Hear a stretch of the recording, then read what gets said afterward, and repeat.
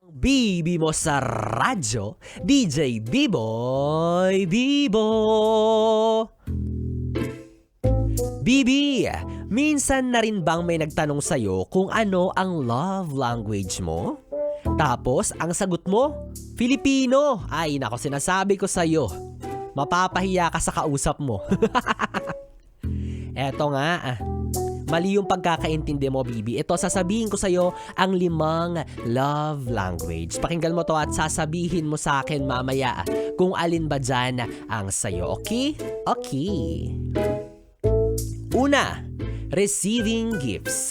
Kung ikaw yung tipo ng tao na mahilig tumanggap ng regalo mula sa taong mahal mo, malamang sa malamang ito ang love language mo. Nako, basta wag ka lang abusado. Okay? Okay. Pangalawa, words of affirmation. Kapag mahilig ka mag-express o tumanggap ng pagmamahal sa pamamagitan ng mga mabubulaklak na salita, gaya ng I love you or I miss you, words of affirmation ang para sa'yo. Next, quality time. Mahilig kang maglaan ng oras at panahon kasama ang taong mahal mo. Kahit wala kayong ginagawa o nakatunganga, o hindi naman kaya kahit busy ka, ayan, nagagawan mo pa rin ang paraan na makasama lang siya. Ika nga, love makes time. Yee!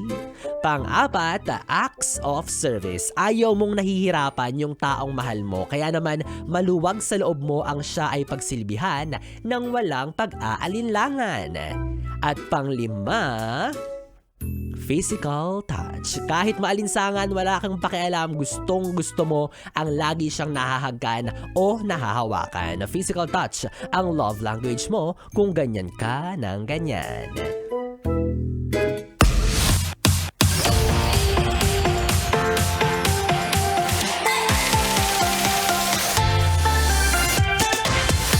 Bibi! Biboy Bibo pa rin here. Hoy, wag mo kong iniinggit na ako may pasok tapos ikaw wala, ha? So ano, kayo lang close ni Andres Bonifacio, gano'n? Isa yan, fresh no Lunes ang hatid sa'yo ni DJ Biboy Bibo. Himala, bakit ngayong Lunes ay parang hindi ka aburido? Ha? Bakit hindi lalamya-lamya ang beshi ko? Eh kasi bed rest ang lola mo. Bed rest talaga. Walang sakit pero pahila-hilata lang sa kama. Eh di ikaw na. Sa'yo na ang araw na to. Okay lang, gaya nga ng laging pampalubag loob namin kapag ganitong holiday ay at least kaming mga pumasok ay double pay. Meron kayo nun. Wala kayo nun. Tapos bukas tambak ka ulit ng trabaho. Yan yung sinasabi ko sa'yo ha? Di ka pumapasok sa trabaho mo. Gusto mo hindi talaga ako nagpapatalo? Parang labag talaga sa loob na pumasok ngayong araw. Hindi ang sarap-sarap kayang pumasok sa work lalo na kapag double pay. 'Di ba? Pero may mga advantage din naman kasi. Bukod nga sa double pay kaming mga pumasok ngayon sa opisina, gusto ko lang sabihin na ang luwag-luwag po ng kalsada ngayong araw. Sana lahat kayo mag-work from home na lang. Sa buong biyahe ko kanina, isang beses lang po atang gumamit ng brake yung rider ko.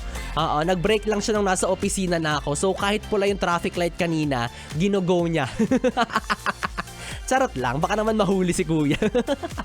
Ayan, ingat po sa mga nasa biyahe, sa mga sinulit ang holiday. Ito na po ang huling araw ng long weekend. At least, di ba, this week, 4 na beses ka lang napapasok sa opisina. Tapos sa mga susunod na linggo, may holiday na naman. Ano ba naman yan? Hindi ka na naka-holiday yung dila ko, sorry. Hindi ka na napakinabangan ng kumpanya mo, ha? Ikaw, ha? Sipagsibagan mo pumasok kung gusto mong ikaw yung piliin ko sa future. Gusto ko yung maraming pera kasi. Gusto ko yung palakayod, yung laging gumagawa ng pera, basta yung mayaman, yun. At Bibi, kanina nga ay binanggit ko ang 5 love languages.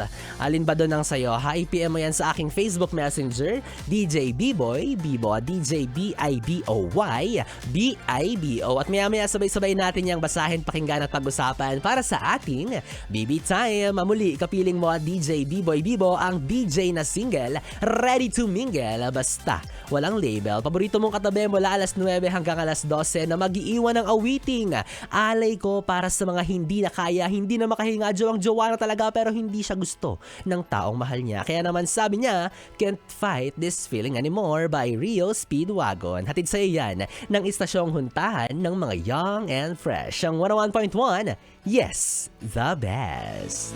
This feeling